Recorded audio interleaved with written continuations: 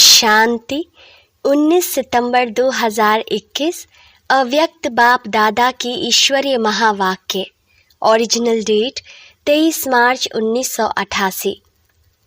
आज अव्यक्त मुरली की शीर्षक दिलाराम बाप के दिल तख्त जीत दिलरुबा बच्चों की निशानियां। पहले सुनते हैं मुरली के मुख्य पॉइंट्स। रूहानियत की सर्व शक्तियां स्वयं में धारण कर लो तो रूहानियत की खुशबू सहज ही अनेक आत्माओं को अपनी तरफ आकर्षित करेगी। जैसे मनसा शक्ति से प्रकृति को तमो प्रधान से सतो प्रधान बनाते हो, वैसे अन्य विश्व की आत्माएं जो आप लोगों के आगे नहीं आ सकेंगी, उनको दूर रहते हुए भी आप रूहानियत की शक्ति से बाप का परिचय व मुख्य संदेश दे सकेंगे। यह सूक्ष्म मशीनरी जब तेज करो तब अनेक तड़पती हुई आत्माओं को अंजलि मिलेगी और आप विश्व कल्याणकारी कहलाएंगे। अब सुनते हैं अव्यक्त महावाक्य को विस्तार से। ओम शांति। आज दिलाराम बाप अपने दिलरुबा बच्चों से मिलने आए हैं। दिलाराम बाप के हर एक दिलरुबा अर्थात जिसके दिल में सदा दिलाराम की याद के मधुर साज स्वतः ही बजते रहते, ऐसे दिलरुबा दिलाराम बाप के दिल को अपने स्नेह के साज से जीतने वाले हैं। दिलाराम बाप भी ऐसे बच्चों के गुण गाते हैं तो बाप के दिल जीत सो स्वतः माया जीत, जगत जीत है ही। जैसे कोई हद के राज्य के तख्त को जीतते हैं तो जीतना अर्थात तख्त नशीन बनना, ऐसे जो बाप के दिल तख्त को जीत लेते हैं वह स्वतः ही सदा तख्त नशीन रहते हैं। उनके दिल में सदा बाप है और बाप के दिल में सदा ऐसा विजयी बच्चा है। ऐसे दिल जीत बच्चे श्वासों श्वास अर्थात हर सेकंड सिवाय बाप और सेवा के और कोई गीत नहीं गाते हैं। सदा एक ही गीत बजता कि मेरा बाबा और मैं बाप का। इसको कहते हैं दिलाराम बाप के दिल तख्त जीत दिलरुबा। बाप दादा हर एक दिलरुबा बच्चों के सदा मधुर साज सुनते रहते हैं कि भिन्न भिन्न साज है या एक ही साज है। कभी कोई अपनी कमजोरी के भी गीत गाते हैं और कभी बाप के बजाय अपने गीत भी गाते हैं। बाप की महिमा के साथ अपनी महिमा भी आप करते हैं। बाप में आप हैं अर्थात बाप की महिमा में आपकी महिमा है ही। यथार्थ साज बाप के गीत गाना ही श्रेष्ठ साज है। जो दिल तख्त जीत बच्चे हैं उनके हर कदम में, दृष्टि में, बोल में, संबंध संपर्क में हर एक को बाप ही दिखाई देगा, चाहे मुख उसका हो, लेकिन शक्तिशाली स्नेह भरे बोल स्वतः ही बाप को प्रत्यक्ष करेंगे कि यह बोल आत्मा के नहीं है, लेकिन श्रेष्ठ अथॉरिटी अर्थात सर्वशक्तिमान के बोल हैं। इनकी दृष्टि की रूहानियत रूहों को बाप की अनुभूति कराने वाली है। इनके कदम में परमात्मा श्रेष्ठ मत के कदम हैं। यह साधारण व्यक्ति नहीं लेकिन अव्यक्त फरिश्ते हैं। ऐसी अनुभूति कराने वाले को कहते हैं दिल जीत सो जगत जीत। वाणी से अनुभव कराना यह साधारण विधि है। वाणी से प्रभाव डालने वाले दुनिया में भी अनेक हैं, लेकिन आपकी वाणी की विशेषता यही है कि आपका बोल बाप की याद दिलाए, बाप को प्रत्यक्ष करने के सिद्धि आत्माओं को सद्गति की राह दिखाए। यह न्यारापन है। अगर आपकी महिमा कर ली कि बहुत अच्छा है, बोलने का आर्ट है या अथॉरिटी के बोल हैं, यह तो और आत्माओं की भी महिमा होती है, लेकिन आपके बोल बाप की महिमा अनुभव कराएं। यही विशेषता प्रत्यक्षता का पर्दा खोलने का साधन है। तो जिसके दिल में सदा दिलाराम है, उनके मुख द्वारा भी दिल का आवाज दिलाराम को स्वतः ही प्रत्यक्ष करेगा। तो यह चेक करो कि हर कदम में, बोल में मेरे द्वारा बाप की प्रत्यक्षता होती है। मेरा बोल बाप से संबंध जोड़ने वाला बोल है, क्योंकि अभी लास्ट सेवा का पाठ ही है प्रत्यक्षता का झंडा लहराना।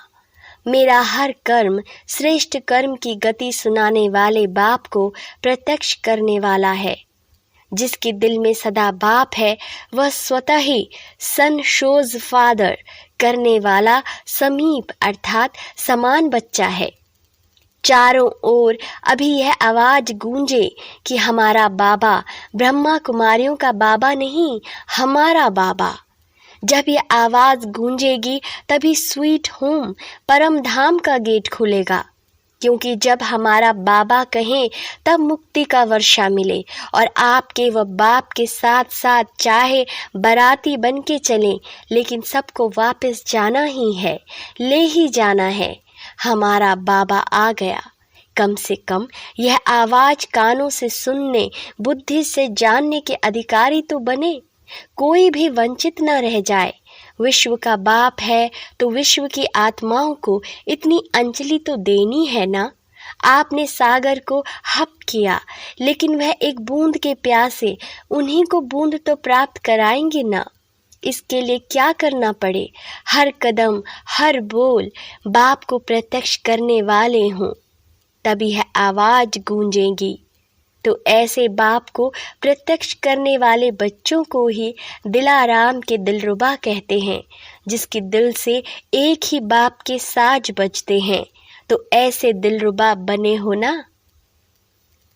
एक गीत गाओ तो दूसरे गीत स्वतः ही समाप्त हो जाएंगे। सिर्फ 2 शब्दों में खुशखबरी सुनाओ।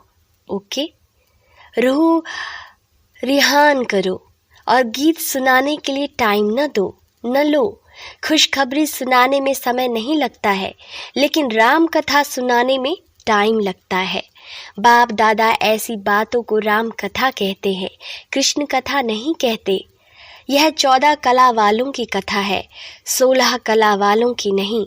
राम कथा करने वाले तो नहीं हो ना। अभी सेवा बहुत रही हुई है, अभी किया ही क्या है। सोचो, 550 करोड़ आत्माएं हैं।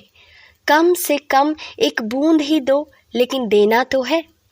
चाहे आपके भक्त बने, चाहे आपकी प्रजा बने, देवता बनेंगे तो भी देना ही है।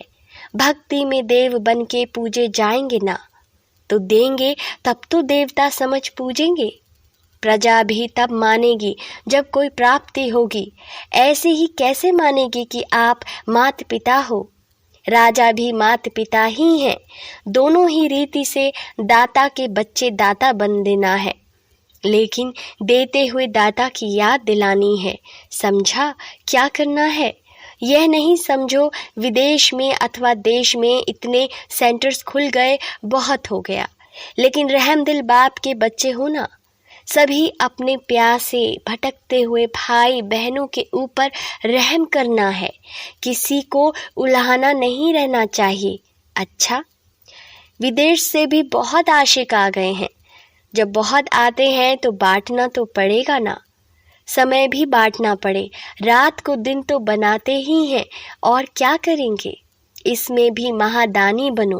बाप का स्नेह नंबरवार होते भी सबसे नंबर 1 है। कभी भी यह नहीं समझना कि मेरे से बाप का प्यार कम है और किसी से ज़्यादा है। नहीं, सबसे ज़्यादा है। मुख के बोल में कभी किसी से ज़्यादा भी बोल लेते हैं, कभी कम भी होता है, लेकिन दिल का प्यार बोल में नहीं बढ़ता है। बाप की नज़रों में हर एक बच्चा नंबर 1 है। अभी नंबर आउट कहाँ हुए हैं? जब तक आउट हो तब तक हर एक नंबर 1 है। कोई भी नंबर 1 हो सकता है। सुनाया ना, नंबर 1 तो ब्रह्मा सदा है ही, लेकिन फर्स्ट डिवीजन बाप के साथ फर्स्ट नंबर में आना अर्थात फर्स्ट डिवीज़न, उन्हीं को भी नंबर 1 कहेंगे। तो जब तक फाइनल रिजल्ट आउट नहीं हुई है तब तक बाप दादा चाहे जानते भी हैं कि वर्तमान समय के प्रमाण लास्ट हैं, लेकिन फिर भी लास्ट नहीं समझते। कभी भी लास्ट सो फर्स्ट बन सकता है, मार्जिन है। कभी कभी क्या होता है, जो बहुत तेज चलते हैं वह नज़दीक पहुंचने पर थक जाते हैं। तो रुक जाते हैं, और जो धीरे धीरे चलते हैं कभी रुकते नहीं, तरीके से चलते हैं, तो वह पहुंच जाते हैं। इसलिए अभी बाप की नज़र में सब नंबर 1 है। जब रिजल्ट आउट होगी तब कहेंगे यह लास्ट है, यह फर्स्ट है। अभी नहीं कह सकते, इसलिए सिर्फ अपने में निश्चय रख उड़ते चलो। बाप दादा का आगे उड़ाने का दिल का प्यार सभी से है। कभी 2 शब्द किससे कम बोला तो कम प्यार नहीं है। दिल में भी बाप के प्यार की श्रेष्ठ शुभ कामनाएं सदा भरी हुई हैं। 2 बोल भी कहते उड़ते चलो तो इसमें भी प्यार का सागर समाया हुआ है। कोई नहीं कह सकता कि बाबा मुझे ज़्यादा प्यार करता। अगर कोई कहता है तो कहो मुझे आपसे भी ज़्यादा करता, और करते हैं। ऐसे ही नहीं कहते, सिर्फ दिल खुश करने के लिए नहीं कहते। बाप तो जानते हैं कि कितने भटके हुए, थके हुए, उलझे हुए फिर से 5000 वर्ष के बाद मिले हैं। बाप ने ढूंढ ढूंढ कर तो निकाला है। साउथ, नॉर्थ, ईस्ट, वेस्ट सबसे निकाला है। तो जिसको ढूंढ कर निकाला हो तो उससे कितना प्यार होगा। नहीं तो ढूंढते ही नहीं। और सागर के पास प्यार की कमी है क्या? यह तो दिलाराम जाने की हर एक का दिल से प्यार कितना है। क्या भी हो, लेकिन प्यार में सभी पास हो। बाप से प्यार का सर्टिफिकेट तो बाप ने पहले ही दे दिया है।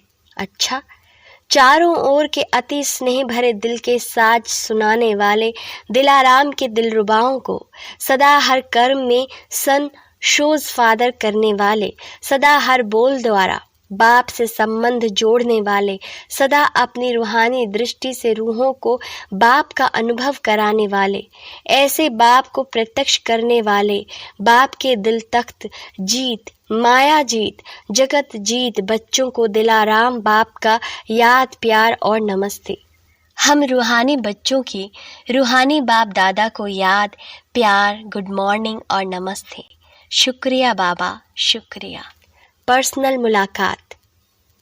पहला, याद की शक्ति सदा हर कार्य में आगे बढ़ाने वाली है। याद की शक्ति सदा के लिए शक्तिशाली बनाती है। याद की शक्ति की अनुभूति सर्वश्रेष्ठ अनुभूति है।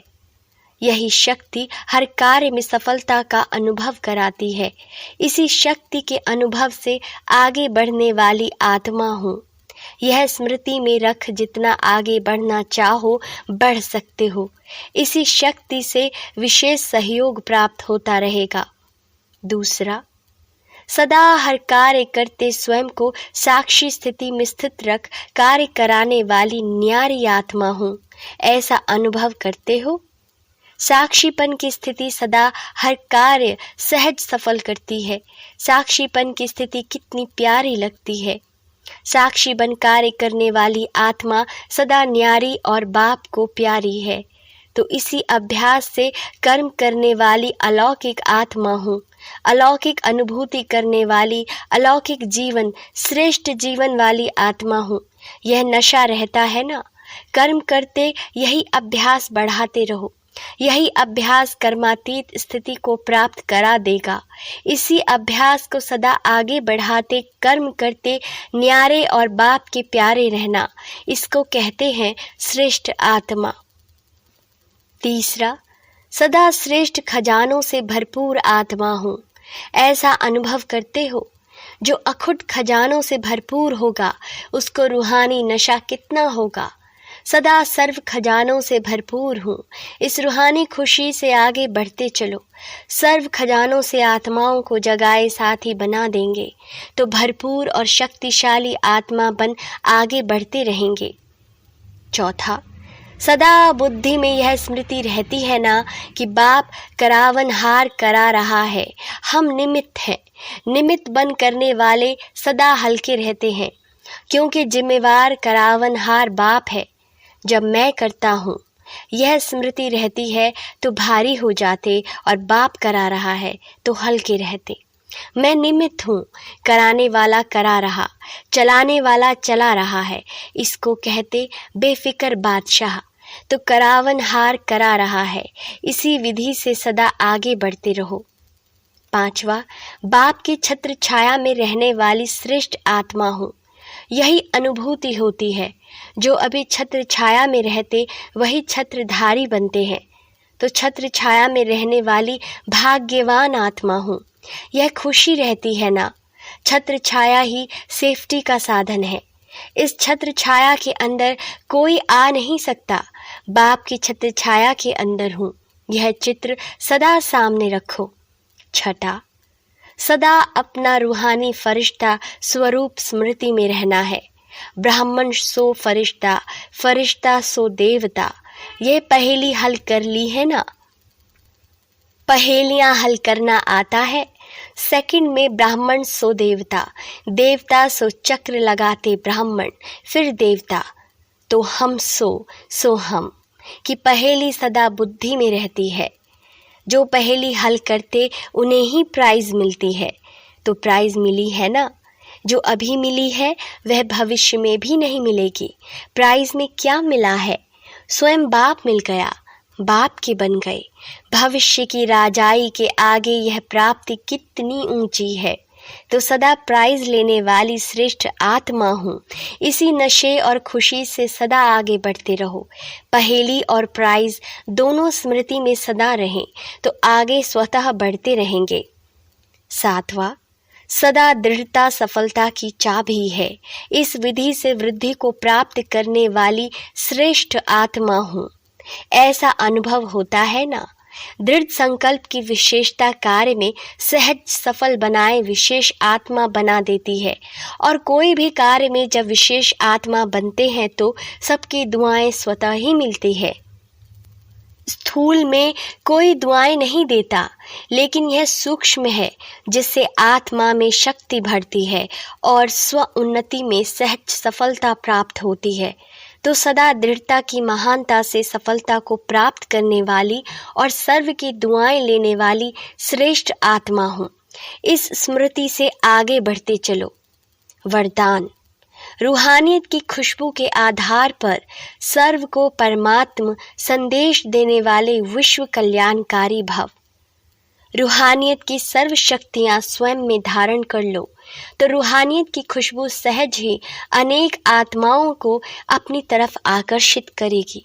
जैसे मनसा शक्ति से प्रकृति को तमो प्रधान से सतो प्रधान बनाते हो, वैसे अन्य विश्व की आत्माएं जो आप लोगों के आगे नहीं आ सकेंगी, उनको दूर रहते हुए भी आप रूहानियत की शक्ति से बाप का परिचय व मुख्य संदेश दे सकेंगे।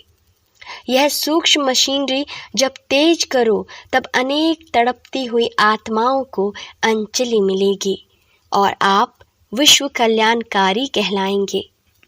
स्लोगन, अपने पास शुद्ध व श्रेष्ठ संकल्प इमर्ज रखो तो व्यर्थ स्वतः मर्ज हो जाएंगे। मेरे मीठे मीठे भाई और बहनों, आप इस YouTube चैनल को सब्सक्राइब कर लीजिए ताकि डेली प्रातः मुरली सुनने के लिए रोजाना सर्च ना करना पड़े। ओम शांति।